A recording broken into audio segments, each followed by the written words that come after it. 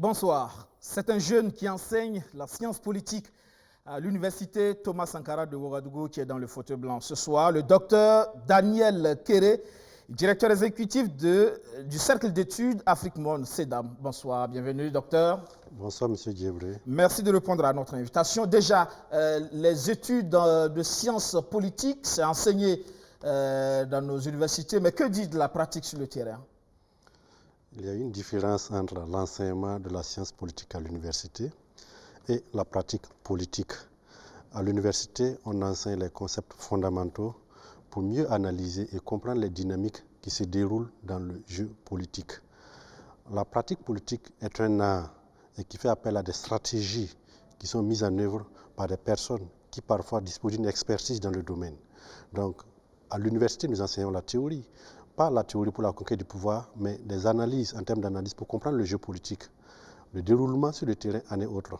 Mais au moins, nous, on peut expliquer la pratique politique d'un pays donné. On a besoin un peu de sciences politiques, non, pour la pratique politique, pour un homme politique. C'est important aussi de lire les grandes théories politiques. Absolument. Un homme politique doit effectivement apprendre les grandes notions en politique. Il doit essayer de comprendre les différentes analyses de la situation politique. Mais ça ne veut pas dire qu'un expert en sciences politiques est forcément un bon politicien. Tout à fait. Il y a forcément un décalage. Les exemples sont foisons d'ailleurs. Voilà, il y a un décalage entre les connaissances théoriques universitaires et la pratique qui fait appel aussi à un certain art, à une certaine finesse. Et ce n'est pas évident que l'universitaire soit un meilleur politicien. On va parler de l'homme politique, Roch Marc Christian Kaboré, qui a quand même marqué l'histoire politique de ce pays de ces 30 dernières années. Il est aujourd'hui le président du Faso. Que dire de sa gouvernance? Elle est faite de crises, sécurité, front social et politique. Qu'est-ce qui pourrait expliquer ces crises sans fin sous son régime? Pour comprendre les différentes crises que ce régime connaît, il faut reculer un peu en arrière. Le Burkina Faso a connu une insurrection en 2014 qui aboutit à la chute d'un régime qui était en place depuis au moins un quart de siècle. Et par la suite, il y a eu une période de transition qui a essayé d'opérer des réformes. Certaines réformes n'ont pas pu être conduites à échéance. Et par la suite, on a organisé des élections et un nouveau régime s'installait. Donc, le décalage d'abord entre ce nouveau régime par rapport au contexte ancien qui était le régime Compaoré, et également les fortes attentes exprimées lors de l'insurrection populaire. Le régime venait trouver une situation où il devait concilier tous ces différents impératifs. C'est sa capacité à répondre plus ou moins à ces impératifs qui explique cette situation. Il y avait de fortes attentes dans le domaine politique en termes de réforme, il y avait de fortes attentes dans le domaine social en termes de revalorisation du statut des travailleurs, et également la jeunesse qui a participé massivement à cette dynamique insurrectionnelle attendait beaucoup. Et il y a des contraintes économiques objectives aussi que le régime venait de couvrir. Comment concilier toutes ces différentes équations? C'est un peu ce qui explique les différentes difficultés que ce régime a connues dès le début de son mandat et qui se poursuivent encore de nos jours. Oui, mais à l'époque, je me souviens que beaucoup d'analystes disaient les Burkinabés n'ont pas forcément voulu faire un saut dans l'inconnu. On estimait que Roch Marc Christian Kaboré, c'était un de ses camarades comme Salifou Diallo, Simo Compaoré, étaient quand même les artisans du pouvoir qui venait de s'écrouler, le pouvoir Compaoré. Donc, avait déjà l'expérience de la chose politique et de la gouvernance, et donc, ça devait pouvoir aller mieux. La logique de la bataille pour la conquête du pouvoir d'État n'obéit pas forcément à ces calculs que vous venez d'exposer. En clair, les différents acteurs que vous présentez, ils avaient les leviers pour effectivement conquérir le pouvoir d'État parce qu'ils ont participé à l'exercice du pouvoir d'État pendant plus d'un quart de siècle. Ils connaissent les rouages de la mobilisation électorale. Ils avaient les principaux arguments, ils avaient les principales ressources pour pouvoir se faire élire. Donc, ce n'est pas forcément un calcul en termes de un candidat est compétent par rapport à un autre candidat. L'expérience était tout simplement électoraliste, pas l'expérience dans la gestion de la chose publique? Dans nos systèmes politiques africains de manière générale, un candidat n'est pas forcément élu sur la base de son programme. Un candidat est élu par rapport à sa capacité à mobiliser certains réseaux. Et lorsque vous avez beaucoup plus de leviers que les autres, vous pouvez vous faire élire, même si vous ne souhaitez pas battre campagne, même si vous n'avez pas un projet de société viable. Est-ce que cette expérience de gestion n'aurait pas pu servir? Est-ce que véritablement, aujourd'hui, quand vous faites le point, ça a véritablement servi? A priori, effectivement, une personnalité qui a occupé de hautes fonctions connaît absolument les difficultés liées à la gestion du pouvoir d'État. Parce que le président Kaboré, il a été pendant près d'une décennie et le deuxième personnage de l'État après le président du Faso, en tant que président de l'Assemblée nationale.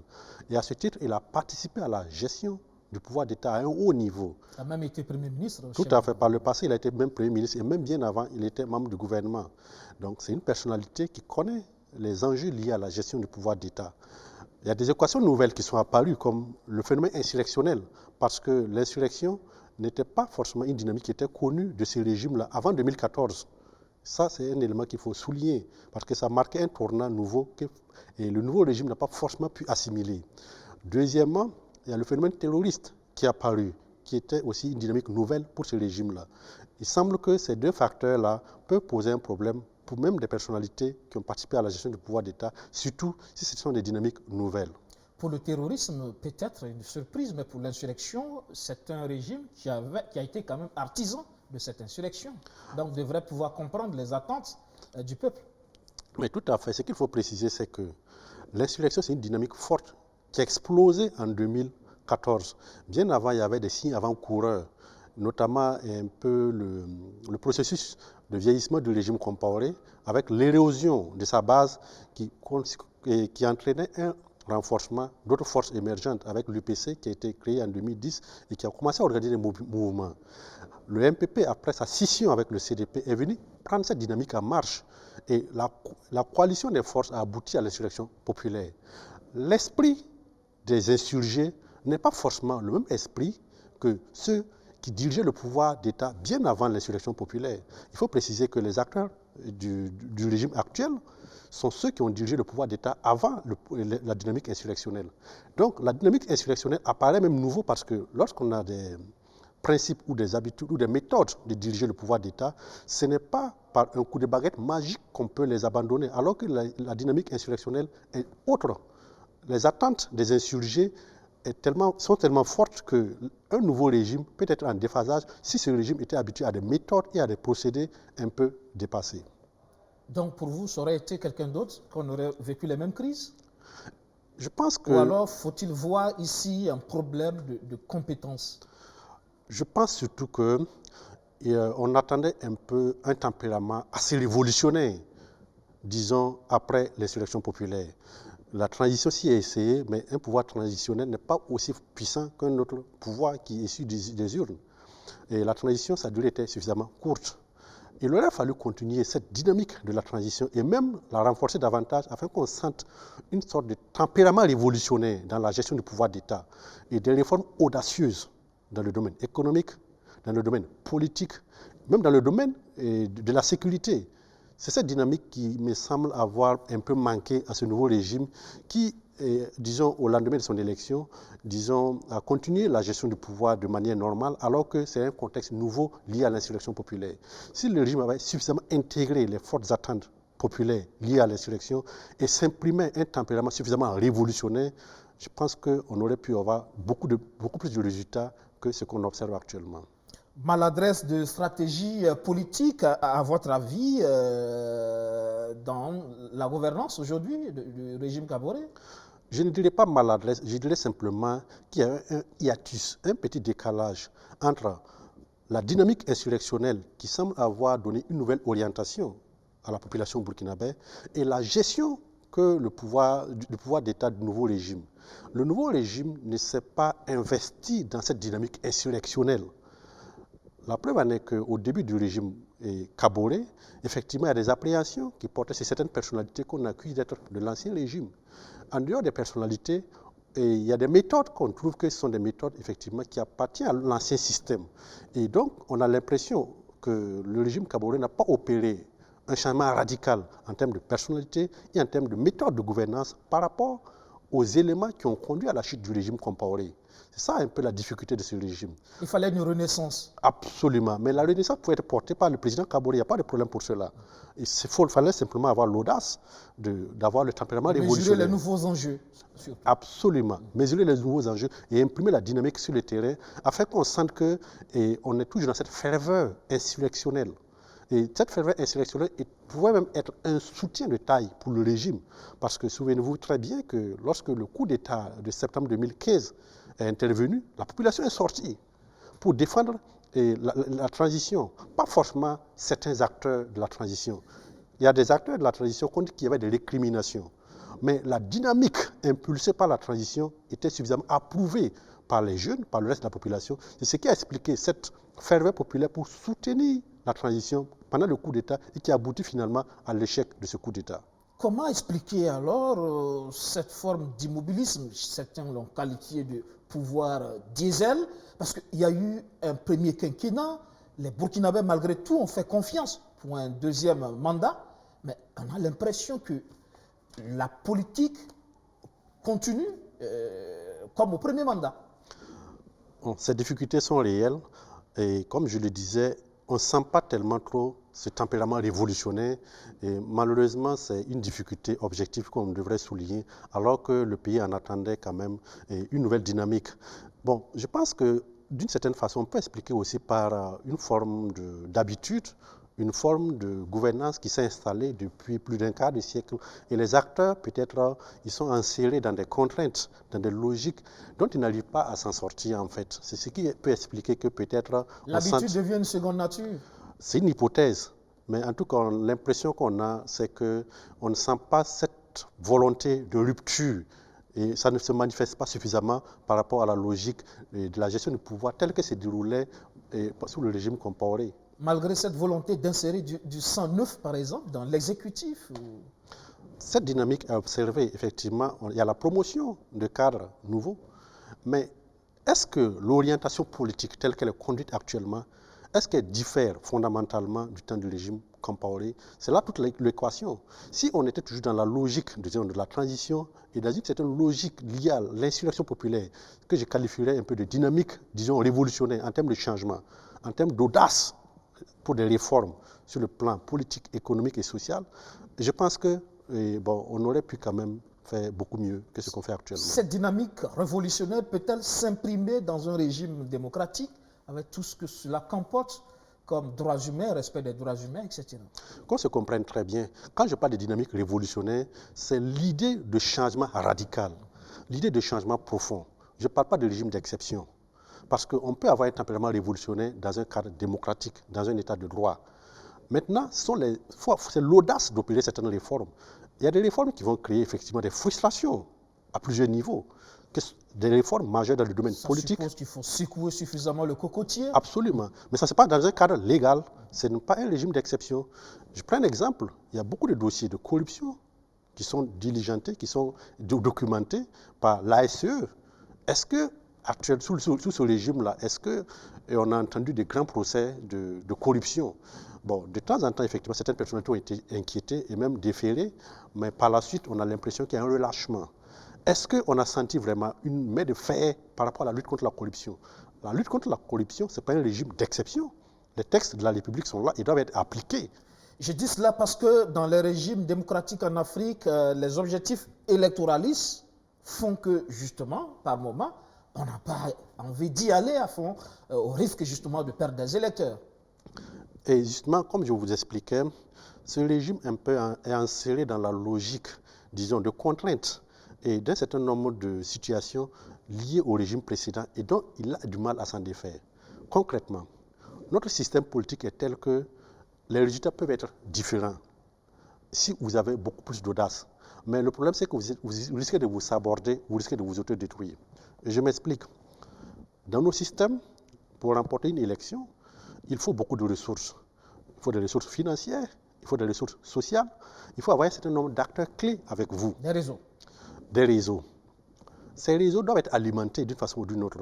Et ça, ces réseaux créent un système de contraintes qui vous tenaille une fois arrivé au pouvoir d'État. Et vous devez effectivement travailler avec ces réseaux. Les intérêts de ces réseaux peuvent ne pas toujours recouper l'intérêt national. C'est ce qui explique parfois ce décalage entre la politique gouvernementale ou la politique des dirigeants élus et les attentes très fortes de la population.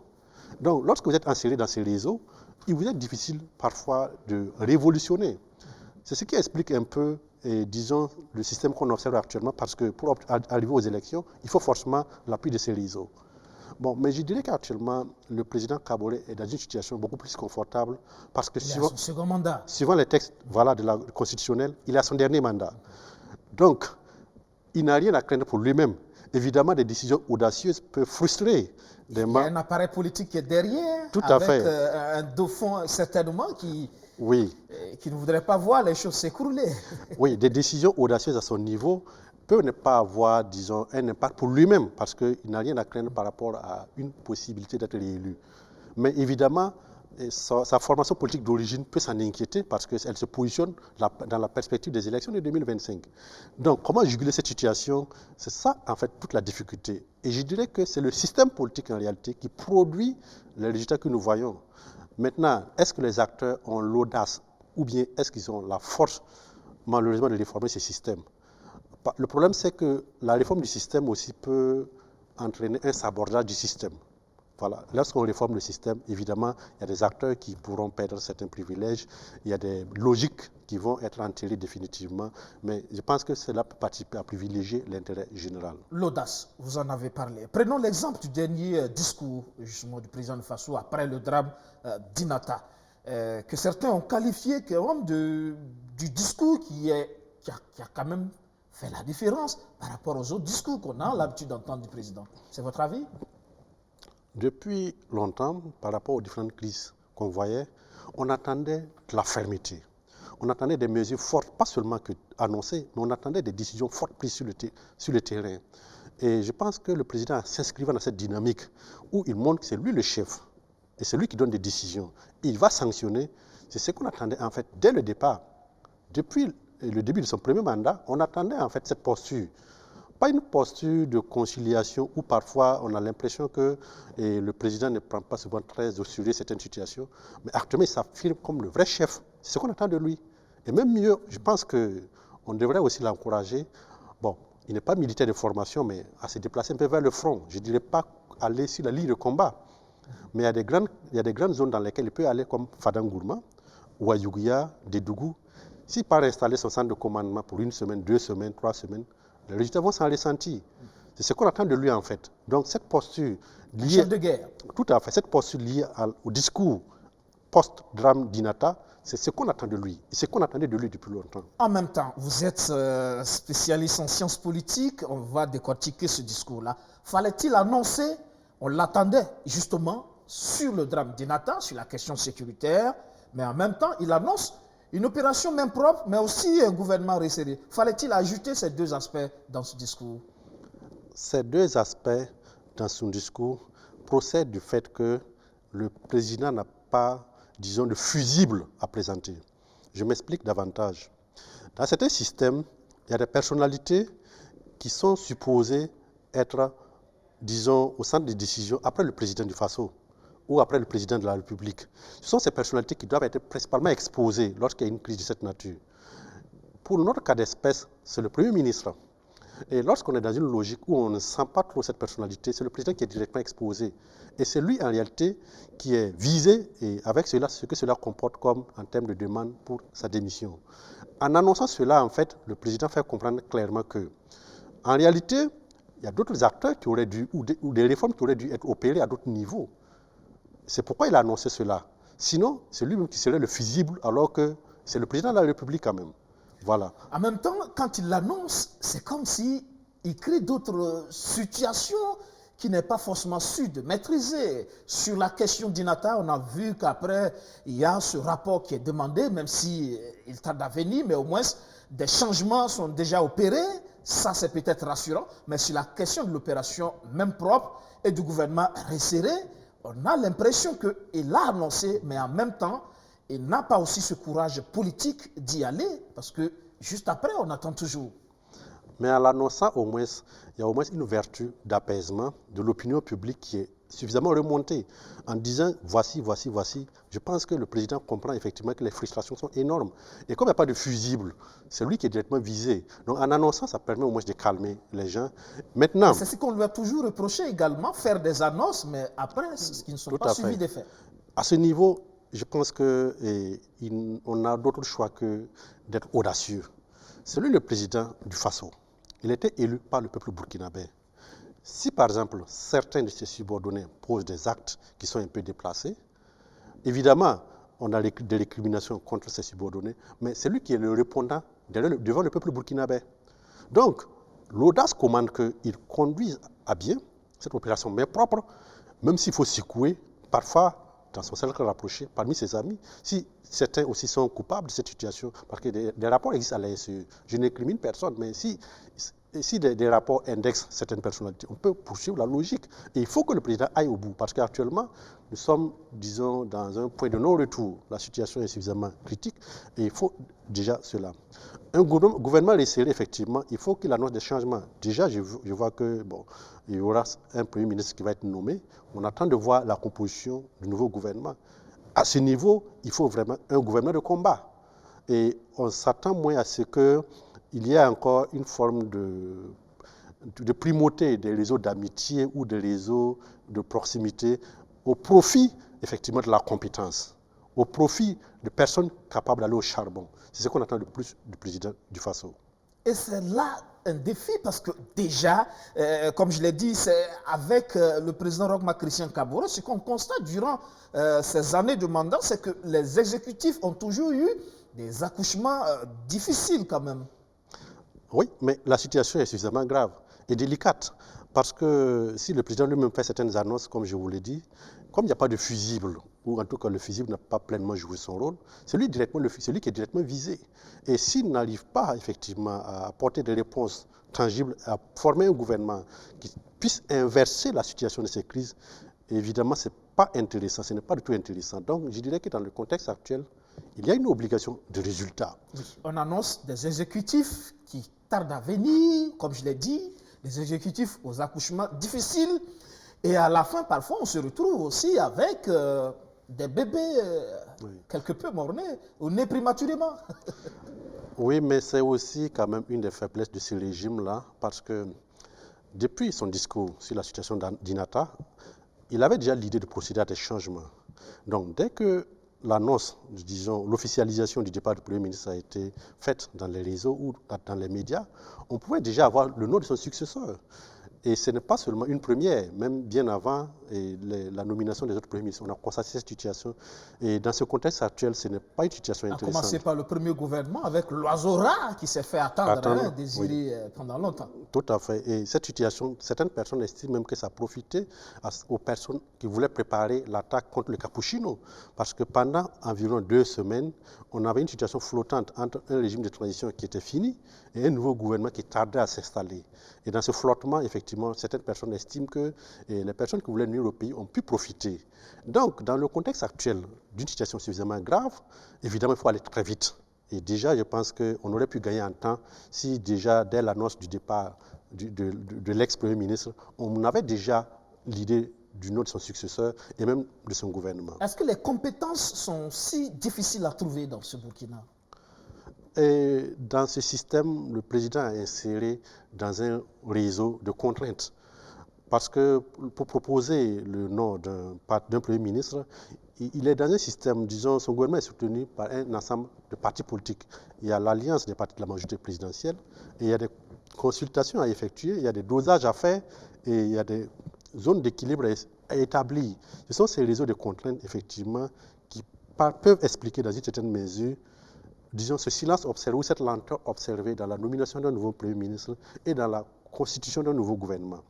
Voilà. Est-ce que ce n'est pas encore, l'erreur ne vient pas justement de là, être encore dans ce carcan, alors qu'on est dans une situation exceptionnelle, comme vous l'avez dit, on a besoin d'un gouvernement de combat, d'une équipe en tout cas, qui connaît la priorité déjà du moment, les compétences qu'il faut. Est-ce qu'il faut encore s'enfermer dans ces carcans politiques où à ce niveau, justement, le jeu politique se joue, où on est dans les calculs politiques et électoralistes? Oui, mais il y a des mécanismes institutionnels qui obligent parfois à tenir compte de cette situation. À l'Assemblée nationale, pour pouvoir gouverner, il faut avoir la majorité. Actuellement, la majorité, c'est une coalition de partis. Si vous n'avez pas seul la majorité absolue des voix, il faut constituer une coalition. Et pour constituer une coalition, il faut que les différents acteurs participent à signer ce qu'on appelle le protocole de coalition. Qu'est-ce qu'ils gagnent? Qu'est-ce que vous gagnez? ainsi de suite. Il faut définir un certain nombre d'éléments clés. Et justement, ça peut expliquer des tractations. Si vous n'en tenez pas compte, vous allez nommer un Premier ministre qui ne pourra pas gouverner parce qu'il sera rapidement destitué au niveau du Parlement, si vous n'avez pas la majorité absolue des voix. Est-ce que ce n'est pas là justement le problème? En même temps, je voudrais que vous analysiez l'attitude de nos acteurs politiques, opposition comme majorité.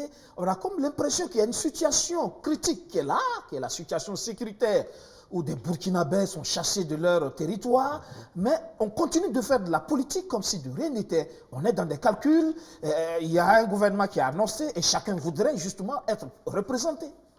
Oui, mais ça, c'est la faiblesse de plusieurs systèmes politiques africains. Parce que la logique d'un politicien, c'est soit conquérir le pouvoir d'État, soit conserver le pouvoir d'État. Et les calculs, parfois, ce n'est pas forcément dans le sens de l'intérêt général. Je ne dirais pas que tous les politiciens sont forcément dans cette logique. Il y a des politiciens qui savent parfois mettre l'intérêt de la nation au-dessus de leurs propres considérations.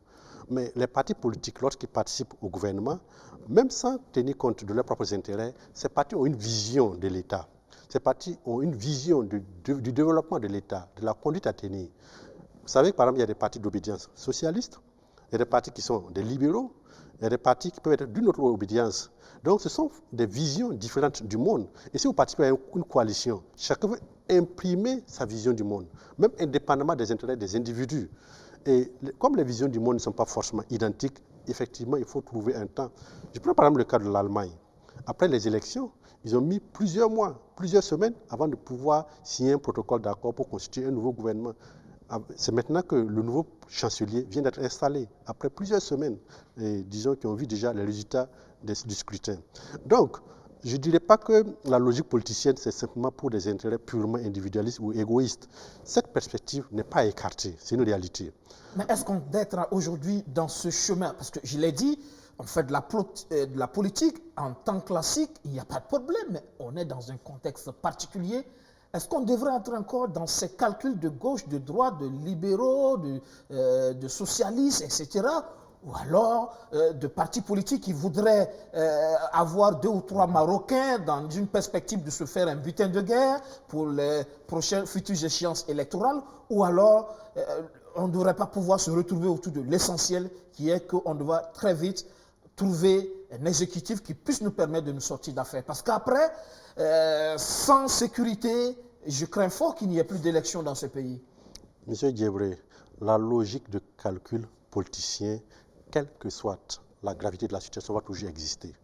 C'est dommage. Oui, mais il faudrait qu'on soit très clair pour ça. Parce que les politiciens, évidemment, un parti politique est créé pour conquérir le pouvoir d'État. Ils sont dans cette logique. C'est la nature même d'un parti politique. On ne peut pas leur dénier cette nature. C'est de l'égoïsme, tout ça. Mais c'est la logique d'un parti politique. Un parti politique est créé pour conquérir le pouvoir d'État. Maintenant, parfois, dans des contextes exceptionnels, on peut appeler à l'union sacrée. On se comprend, même dans d'autres pays, l'union sacrée, parfois, ça ne dure pas longtemps. Ça ne dure pas longtemps, même quelle que soit la gravité de la situation. Dans le contexte actuel, on peut appeler à l'union sacrée. Mais lorsqu'un politicien vous parle de l'union sacrée déjà, ça renvoie à un gouvernement de large ouverture. Et vous voyez déjà que, déjà là encore, il y a des calculs politiciens déjà. Vous voyez déjà, donc même en parlant un peu de solidarité, de convergence de vues, on ne peut même pas enlever cette idée de calcul politicien. On parle justement de ce rapport sur le drame d'Inata, un rapport aussi annoncé et qui arrive, mais le président se dit insatisfait. Là aussi, c'est un accouchement difficile pour ce rapport. Le président a encore donné 10 jours au rapporteur pour reprendre le travail et préciser clairement les responsabilités. Là aussi, il y a quand même des difficultés et on se demande justement si ça ne pose pas encore une fois la question de l'autorité du chef de l'État. Non, ici, je ne parlerai pas de question de l'autorité du chef de l'État. C'est une question disons, des institutions qui ont conduit l'enquête. Dans certaines situations, on peut prendre une institution en dehors du corps en question pour conduire l'enquête, comme une forme de commission d'enquête indépendante en fait. Lorsque des acteurs d'un corps donné veulent diligenter une enquête sur leur propre corps, évidemment, on peut parfois craindre des conflits d'intérêts. C'est une logique qui est commune à toutes les situations dans lesquelles vous devez vous juger vous-même. Ici, je prends le corps qui se juge lui-même. Donc, ce n'est pas une question d'autorité ou autre du chef de l'État. Et je pense qu'il a affirmé clairement son autorité en disant que lui, il veut que le rapport soit complet, en situant clairement les responsabilités. Les directives ont été données dès le départ. Je veux que les responsabilités soient situées, mais à la fin, on vous amène un rapport où c'est un flou. Mais on aurait pu confier cette enquête à un organe qui n'est pas forcément de l'armée. Au niveau de l'État, il y a plusieurs organes compétents pour faire ce travail. Il y a par exemple l'autorité supérieure du contrôle de l'État. Il y a bien d'autres institutions qui peuvent effectivement diligenter ce type d'enquête. C'est ça le problème. Mais lorsque un corps doit enquêter sur lui-même, évidemment, ça peut poser un problème de conflit d'intérêts. Ce n'est pas seulement que dans l'armée. Même dans votre corps, si on vous demande de vous juger vous-même, évidemment, une tierce personne sera insatisfaite du rapport que vous allez produire parce que vous n'allez pas forcément vous fourvoyer. En tout cas, ce rapport, il est toujours attendu. Parlons du reste du mandat à présent. 3 ans pour une sortie honorable. Comment faire pour ce régime? Le reste du mandat se joue actuellement. Il faudrait déjà qu'on sente ce tournant en termes de réformes qu'on a attendues pendant longtemps après l'insurrection. Il faudrait qu'on sente déjà qu'on est dans ce tournant et il faudrait qu'on sente l'effet de ces différentes réformes adoptées. Les 3 ans restants se jouent maintenant. Et si le régime y parvient, effectivement, on est convaincu que les choses vont très très bien se passer pour le reste du quinquennat. Mais déjà, si ce tournant n'est pas amorcé, la situation est suffisamment grave pour ce régime. Pas encore. Et que devrait faire justement le présent pour imprimer cette nouvelle dynamique? Parce que, pas de temps à perdre, on sait que la priorité des priorités reste la question sécuritaire. Il faut des résultats. Absolument. Il faut beaucoup de résultats et même urgemment. Ça, c'est une dynamique. Mais pas seulement que. Parfois, je ne suis pas très à l'aise en isolant le problème sécuritaire, disons, de l'ensemble des problèmes du pays. Je prends un exemple. Et dans le milieu de l'administration, dans le milieu politique, on parle du phénomène de la corruption. Et si, par exemple, vous devez organiser une activité au niveau d'une administration donnée, prenons l'hypothèse, par exemple, qu'on débloque une somme donnée. Vous n'êtes pas sûr qu'au bas de l'échelle, cette somme sera forcément répercutée par les agents d'exécution. C'est le cas dans l'administration, par exemple. Dans la politique, effectivement aussi, si on débloque une somme donnée pour une activité, ce n'est pas évident que les exécutants à la base puissent sentir cette somme. Pourquoi vous voulez qu'il en soit autrement dans les autres corps? Donc le phénomène de la corruption a tellement miné notre société et au point que la pourriture se retrouve partout et gangrène tout. Si votre corps, disons, si l'État présente cet art, on ne doit pas être surpris qu'il y ait cet art à un autre niveau. Donc la situation sécuritaire, disons, ou la situation de nos armées ne doit pas être déconnectée du problème global de notre société.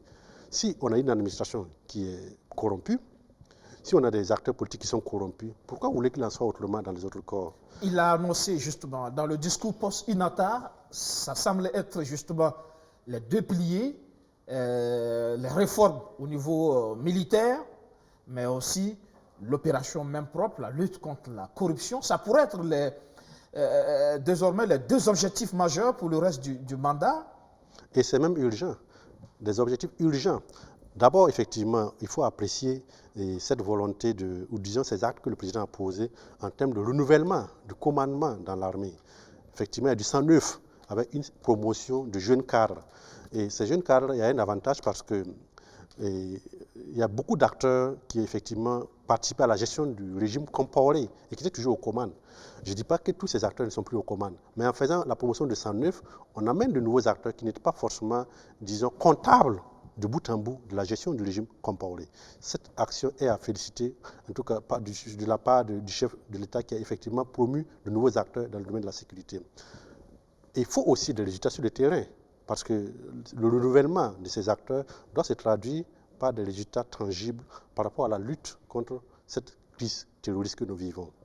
L'opération main propre est essentielle, parce que sans la moralisation, disons, du fonctionnement des différents mécanismes, la pourriture est partout.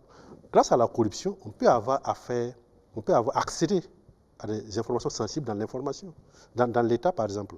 Grâce à la corruption, on peut accéder à des informations sensibles à d'autres niveaux. Tant qu'on n'arrive pas effectivement à discipliner le Burkinabé, à lui faire retrouver son intégrité, voilà, d'homme incorruptible, évidemment on a encore du chemin. Et pour ça, il faut un grand chantier, parce que je ne suis pas tout à fait convaincu qu'on pourrait éradiquer la corruption par un coup de baguette magique. Les racines... Et tout devrait commencer par, le signal devrait venir de ce nouvel exécutif. Absolument, mais le centre d'impulsion doit être le chef de l'État, parce que c'est lui, avant tout, le premier responsable de ce pays. C'est lui qui donne, disons, l'impulsion, disons, de la politique gouvernementale. C'est lui le chef de l'État. Si effectivement il accorde des coups de franche et beaucoup de force à ses ministres, à son gouvernement, ils doivent y avoir l'audace, effectivement, de conduire cette opération main propre. C'est ce qu'on attend. Et on attendait ça depuis le début de son régime, en fait, disons en 2016. Parce qu'on est sorti d'un contexte insurrectionnel. C'est ce décalage entre les attentes de l'insurrection et la conduite nouvelle, disons, de ce nouveau régime. C'est ce décalage qui explique cette situation. Parce que si on était resté dans la logique insurrectionnelle, où on continuait à faire une opération main propre par rapport aux acteurs corrompus, où on continuait à sévir par rapport à un certain nombre d'éléments, si le régime avait continué cette dynamique-là, on n'aurait même pas annoncé une opération main propre tout de suite. Il a fallu attendre donc Inata pour cela. Comment peut-il concilier les objectifs politiques de son appareil politique et les attentes des Burkinabés pour réussir le reste du mandat? Son appareil politique n'a de survie que si le pays lui-même survit. Donc, en termes de valeur... Un devoir d'ingratitude, par exemple? Absolument. Les intérêts du pays l'emportent sur les intérêts de tout appareil politique. Pas seulement l'appareil qui lui a porté au pouvoir, tout appareil politique, et même tout le système politique. Parce que le système politique est plus profond que les différents appareils politiques que vous voyez.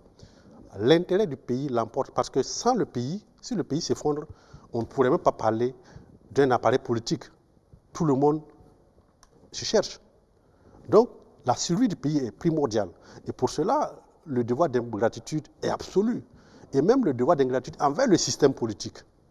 Voilà, envers le système politique, parce qu'il faut qu'on pense quand même à mettre en place un mécanisme électoral qui permette de renforcer la stabilité du nouveau régime. Parce qu'actuellement, on peut se faire élire, mais être chassé du pouvoir quelque temps après. Ce décalage participe de la faiblesse de notre système électoral. Et ça, il faut des réformes pour corriger ce système. Ces réformes vont affecter des centres d'intérêt, malheureusement, mais il le faut. A-t-il encore les armes pour répondre aux défis du moment? Oui. On attend de voir effectivement les différentes nominations qu'il va annoncer, disons qui seront annoncées incessamment, le nom du Premier ministre. Et on attend également la composition de ce nouveau gouvernement. Et on attend déjà les actions que ce gouvernement va poser dans les semaines à venir et dans les mois à venir. Oui, mais le problème c'est que le temps presse et c'est urgent. Et le président doit faire vite et bien urgemment. Vite et bien urgemment pour éviter peut-être aussi des situations à la guinéenne ou à la malienne. On parle justement de ces pays qui ont connu des situations insurrectionnelles, mais aussi de coups d'État. Est-ce que ces deux pays, pour vous, sont sur la voie de la refondation aujourd'hui? Bon, ces deux pays, il faut préciser une chose, ces coups d'État sont survenus dans des contextes particuliers. Tous les deux chefs d'État qui ont été emportés par les coups d'État étaient brillamment réélus. Voilà, que ce soit Ibrahim Boubacar Keïta ou le professeur Alpha Condé. Ils ont été brillamment réélus, mais quelques temps après, ils ont été, en tout cas, chassés du pouvoir. Ce qui explique le fait qu'on doit repenser nos systèmes électoraux parce qu'il y a un décalage profond entre la légitimité électorale et la stabilité politique. Il n'y a plus rien à voir. Vous pouvez être élu même à 90% et être chassé quelques temps après. Maintenant, les causes qui ont expliqué la chute de ces régimes doivent être analysées profondément. Parce que si les causes ne sont pas suffisamment corrigées, ne sont pas suffisamment prises en compte, c'est un éternel recommencement. Au Mali, ce qui a entraîné la chute de IBK, c'est l'effondrement de l'État. Bien avant lui, ATT a été chassé du pouvoir parce que le pays commençait à s'effondrer. Sanoro a pris le pouvoir, ils ont essayé de changer, mais ils n'ont pas pu vraiment corriger grand chose. Le pays a continué à plonger. IBK est arrivé au pouvoir, il n'a pas pu inverser la donne, le pays continue à plonger. Tant qu'on n'arrive pas à corriger et à donner une certaine verticalité à l'État, à reconstituer un État, même si on organise des élections dans ces pays, au Mali par exemple, le prochain président pourrait encore être chassé du pouvoir si l'État connaît encore des difficultés. Si la transition est-elle en train de réussir justement ce coup de remettre le pays sur les rails, la refondation? Bon, les problèmes se posent parce que il y a des réformes majeures qui sont annoncées par le régime de transition. Il y a des acteurs qui soutiennent ce régime de transition. La difficulté avec le régime de transition, c'est qu'ils n'ont pas de légitimité électorale. Et malheureusement, la communauté internationale exerce une pression colossale pour qu'on organise des élections. Il y a quand même une légitimité populaire, c'est le plus important, non? Mais la légitimité populaire ne vaut pas la légitimité électorale. C'est ça le paradoxe. Mais la légitimité électorale aussi n'est pas suffisante pour vous garantir la stabilité politique. Voici le problème qui se pose. Pour être élu, il faut beaucoup de moyens. Et ces moyens, forcément, viennent de quelque part.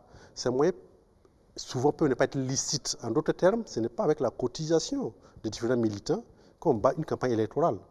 L'argent vient de quelque part, forcément. Et cet argent doit être remboursé. Donc, comment rembourser cet argent? Ça crée un certain réseau, un certain nombre de contingences, de difficultés. Si actuellement le régime de transition organise des élections, ce sont ceux qui ont les moyens de mobiliser ces réseaux qui vont arriver au pouvoir. Et s'ils arrivent au pouvoir, ils sont insérés encore dans les contraintes de ces réseaux qui doivent satisfaire. Et encore avec le risque de déplaire aux attentes populaires. Voici la difficulté en réalité. Donc, parfois aussi, lorsqu'on met la pression sur le régime de transition, on peut ne pas être satisfait, disons, ça dépend des acteurs. Il y a des acteurs qui trouvent leur compte dans les différentes réformes présentées par la transition au Mali. Certains acteurs qui veulent voir, disons, d'autres personnalités revenir au pouvoir ont intérêt à ce qu'on organise des élections. Voici les décalages entre les différentes prises de position. Si le régime Goïta parvient effectivement à adopter des réformes majeures pour corriger la faiblesse de l'État et parvenir à endiguer la situation sécuritaire, ce régime pourrait être approuvé, même, disons, dans la perspective de sortie de transition.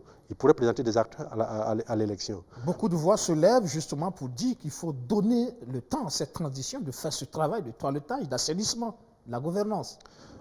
On l'avait dit précédemment dans d'autres contextes. Un an ne permet pas d'opérer les différentes réformes. Maintenant, qui doit faire ces réformes? C'est là la grande question. Est-ce un régime de transition ou est-ce un pouvoir élu? C'est ça la difficulté.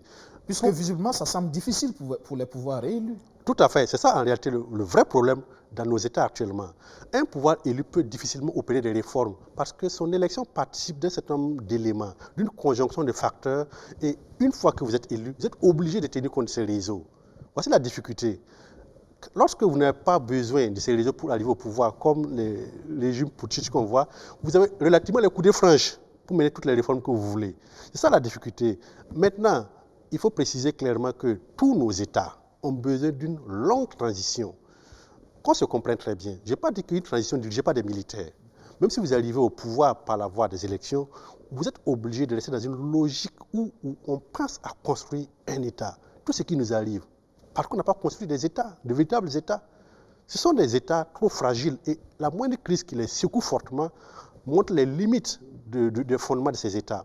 Donc il faut une transition qui puisse durer au moins 10 ans, 15 ans, 20 ans, 30 ans. Et j'insiste une fois de plus, je ne parle pas d'une transition militaire, mais que tous les différents régimes successifs, même élus, soient dans une logique de transition. Absolument. Et je pense que le meilleur format, par exemple, serait une large concertation nationale pour définir une feuille de route, pour par exemple les 10, 15, 20, 30 prochaines années. Donc une concertation nationale à laquelle participent toutes les hautes personnalités politiques, tous les bords politiques doivent participer et certifier de cette feuille de route. De telle sorte que si vous venez au pouvoir, disons à l'issue d'une élection donnée, vous êtes obligé de suivre au moins les grandes lignes définies par cette feuille de route. Tant qu'on ne va pas y arriver, cela est problématique. Maintenant, comment un régime sera-t-il contraint à respecter cette feuille de route élaborée lors d'une conférence nationale? C'est ça aussi toute la difficulté. Parce que pour faire des beaux textes lors d'une conférence nationale avec tous les acteurs, un régime vient, il les met de côté. Et bon, comment obliger ce régime à tenir disons, ce chemin?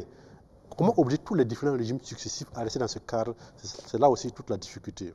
La Guinée également, où la junte au pouvoir veut opérer aussi un certain nombre de réformes. On l'a vu, des actions d'éclat aussi, ces généraux mis à la retraite. C'est peut-être là aussi des occasions justement d'opérer de véritables réformes, hein, les transitions. Oui. Le cas de la Guinée particulièrement. Vous pensez aussi qu'il y a de l'espoir avec cette junte? Bon, si je dis qu'il y a de l'espoir avec une junte, je polarise et je prends une position donnée. Je ne vais pas, par principe, je suis républicain.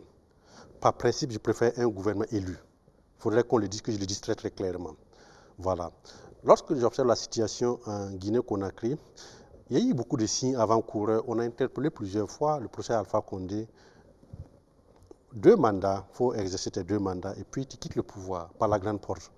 Bon, malheureusement, ces conseils n'ont pas eu des effets, il s'est entêté et voici la situation dans laquelle on se retrouve.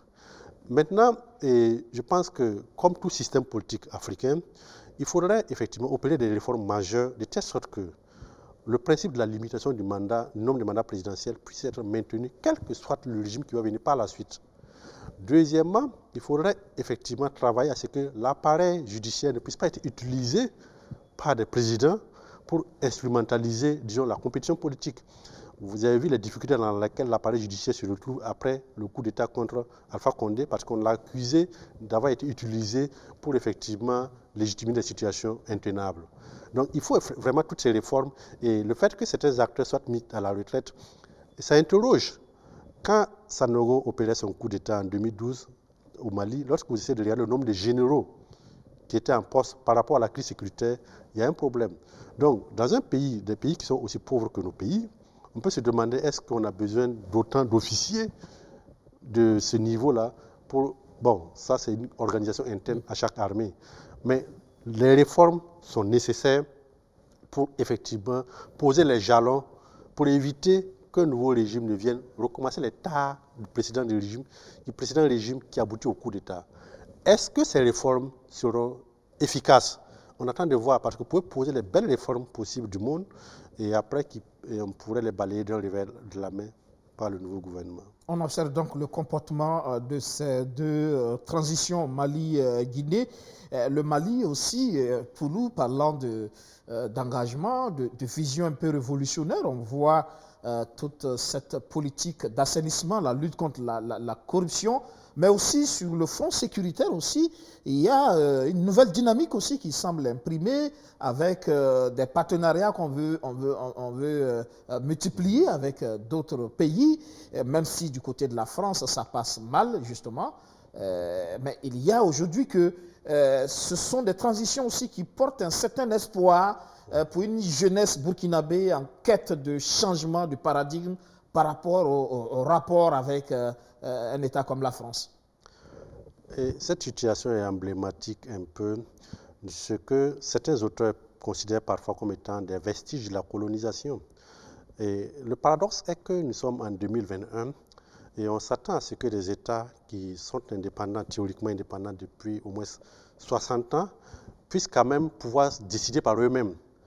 C'est quand même une situation un peu paradoxale lorsque le Mali ou les autorités maliennes décident de préférer tel acteur et au niveau international, la France s'y oppose. Ça pose quand même problème lorsqu'on essaie de regarder le principe de la souveraineté d'un État. Et parfois, on parle de sentiments anti-français, les autorités françaises parlent de sentiments anti-français. Bon, je dirais plutôt, ce n'est pas un sentiment anti-français, parce qu'au quotidien, on a des milliers d'amis qui sont des Français. C'est la politique française plutôt. Oui, la politique française, mais pas toute la politique française. Par exemple, il y a l'Agence française de développement qui conduit plusieurs projets dans nos pays. On n'a pas de problème par rapport à cela. Je pense que la principale difficulté vient du fait que certains acteurs trouvent qu'on doit se décider par nous-mêmes. On doit pouvoir choisir avec qui on peut traiter sans que quelqu'un ne nous impose, disons, le type de partenariat à faire ou le type de partenariat à ne pas faire. C'est ça la difficulté. Si, par exemple, la France ne réagissait pas par rapport à la volonté de la jeune malienne de traiter avec des sociétés paramilitaires privées russes, si la France s'était tue, il n'y aurait même pas eu ce problème. Bon, dans notre contexte, par exemple, le fait qu'un cortège, disons, un long convoi militaire français traverse tout le pays, dans ce contexte-là, les gens peuvent appréhender ça comme étant, disons, des vestiges de la période coloniale où l'ancienne puissance fait ce qu'elle veut en paradant dans votre pays avec sa force armée. Cela pose problème. Mais j'insiste, ce n'est pas un sentiment anti-français parce qu'il n'y a pas une forme de xénophobie contre des Français, que ce soit au Mali ou au Burkina Faso. Ce n'est pas un sentiment anti-politique française en général. Non. C'est simplement certains aspects. Lorsque, par exemple, la France s'oppose à ce que vous fassiez ceci ou ne pas faire cela, comme si pour le cas du Mali. Pour payer des armes, il faut forcément passer à une Oui, intermédiation, par exemple. à ce niveau, d'autres sources vous disent que bon, ce sont des informations fabriquées parce que les États ont théoriquement la possibilité d'acheter des armes d'autres pays. J'ai des sources d'informations qui me disent que le Burkina Faso peut acheter des armes avec qui ils veulent. Quel type d'armes, justement? Tout type d'armes, a priori. Tout type d'armes. C'est parce qu'on en prend aussi, au point de sous-sécuritaire aussi, visiblement, il y a aussi des contraintes. Oui, mais je pense aussi qu'il y a parfois aussi un mauvais procès qu'on fait à la France. Je m'explique, je ne suis pas mandaté par le gouvernement français, mais chaque pays défend ses intérêts. Sur la scène internationale, toutes les puissances défendent leurs intérêts. La Russie, la Chine, la France, la Grande-Bretagne, les États-Unis, chacun défend ses intérêts. C'est aux Africains de défendre aussi les intérêts. Tout à fait. Donc on ne peut pas reprocher aux Français de défendre leurs intérêts. Et c'est trop naïf de croire que, disons, des acteurs russes vont venir uniquement pour défendre les intérêts des Africains. Même la Russie, c'est pour ses intérêts. Absolument. Donc c'est un mauvais procès qu'on fait à la France. Il faut simplement être moins naïf par rapport à la réalité de la société internationale. La communauté internationale n'existe pas, c'est la société internationale. Ce sont des acteurs diversifiés qui défendent chacun leurs intérêts. Et c'est le rapport de force qui compte. Si nous, c'est à nous de rétablir un rapport d'équilibre dans ces relations. Si par exemple le Burkina Faso avait le tiers ou la moitié de la puissance de la France, nous on allait peut-être aussi imposer nos points de vue peut-être à nos voisins. C'est un exemple que je donne. C'est la réalité de la société internationale. Il ne faut pas qu'on reproche aux Français de défendre leurs intérêts. Le président Macron est élu par le peuple français pour défendre les intérêts français. Partout. Le président russe est élu par le peuple russe pour défendre les intérêts russes. Le président américain est élu par le peuple américain pour défendre les intérêts américains, y compris sur le territoire américain, mais aussi à l'extérieur. Et c'est comme ça, c'est un rapport de puissance. Nous, on est toujours dans le diagnostic, mais comment nous, on se décide, on parlait d'audace tout à l'heure, comment on fait pour avoir de l'audace? Et ça, peut-être, c'est à travers aussi l'élection de présidents capables de porter ce discours.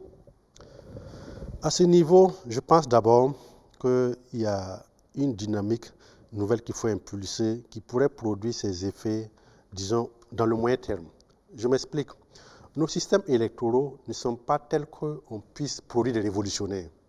Concrètement, si vous voulez être élu, vous êtes obligé de vous insérer, de vous intégrer dans des réseaux de contraintes qui vont vous tenir, disons, sous leur contrôle une fois arrivé au pouvoir d'État. Ces réseaux existent. Je ne parle pas forcément des réseaux étrangers, je parle même des réseaux intérieurs burkinabés. Il y a des centres d'intérêt, que ce soit dans le milieu économique, que ce soit dans le milieu religieux, au niveau de la chefferie coutumière. Il y a des réseaux qui existent internes.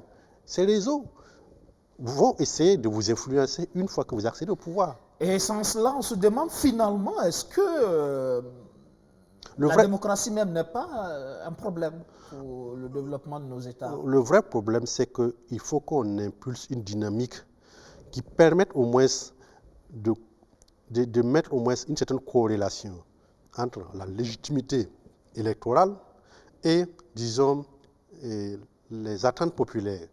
Parce que nous, quand on prend le contexte burkinabé, le système électoral est minoritaire. Depuis que le Burkina Faso est indépendant, aucun président n'a été élu avec 2 millions de voix. Le potentiel électoral actuellement est estimé un peu à 10, 12, peut-être même 12 millions, peut-être même plus. Donc, c'est une minorité de personnes qui élisent le président. Donc, à la moindre crise, le président va tomber. Si on a un système électoral qui parvient à mobiliser plus de la moitié, peut-être même plus de 70% par exemple, des 2 tiers du corps électoral, évidemment, on aura des présidents suffisamment puissants. Maintenant, comment opérer les réformes pour que beaucoup de personnes s'intéressent au processus électoral? C'est là toute la difficulté. Parce que ces réformes pourraient, à terme, affaiblir le pouvoir de certaines autorités coutumières. Ces réformes pourraient affaiblir le pouvoir de certains leaders religieux. Si le système est minoritaire, ces acteurs peuvent être influents dans le jeu politique. Et ce sont ces réformes qui sont difficiles à générer visiblement dans ce système démocratique. Pour terminer, je reviens un peu sur la question de la politique dite anti-politique française en Afrique. Quelque part, de la manipulation, de l'effet de mode ou une réelle prise de conscience d'une jeunesse en quête de changement. Parce qu'on l'a écouté récemment aussi dans les discours de certains responsables français. Ils parlent de manipulation aussi. Il y a 2 facteurs essentiellement. D'abord, il y a le décalage entre, disons, certaines conceptions par rapport au monde moderne, par rapport à notre monde actuel. Nous sommes dans un monde où la jeunesse africaine ne peut pas comprendre que, disons, il y a certains rapports de condescendance, un certain rapport d'ascendant entre la France et ses anciennes colonies. La jeunesse actuelle, beaucoup ont étudié en Afrique, beaucoup sont décomplexés, ils voyagent à travers le monde, même en dehors de la France. Ils ne peuvent pas comprendre ce type de rapport. Le deuxième élément, c'est beaucoup plus l'incompréhension que certaines personnes font du jeu international. Parce que je vois des personnes croire naïvement que tel acteur va venir uniquement se sacrifier pour les intérêts des Africains et tel autre acteur en réalité est un prédateur. C'est faux. Tous les acteurs sur la scène internationale défendent leurs intérêts, y compris nous aussi.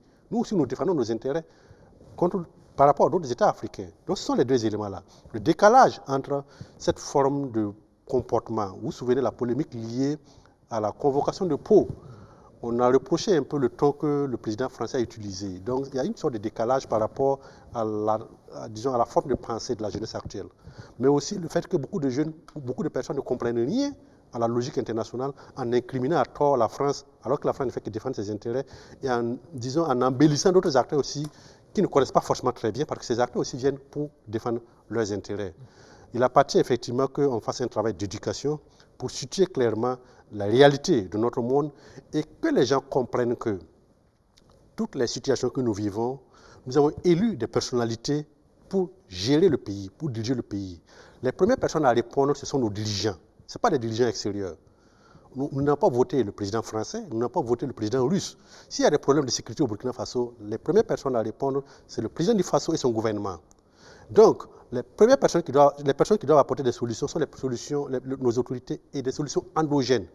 Tant qu'on ne va pas s'inscrire dans cette logique de développement des compétences au niveau endogène et penser que tel autre acteur est meilleur, on ne fait que basculer d'une logique de domination d'un acteur par rapport à la domination d'un autre acteur. Voilà, et c'est bien dommage. Docteur Daniel Kéré, merci d'être passé dans le fauteuil blanc ce soir, sur mon fait d'émission. Merci beaucoup, M. Obenjevri.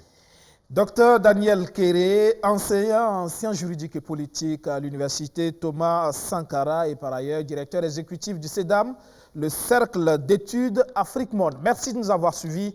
Excellente suite de programme sur notre chaîne. Bonsoir.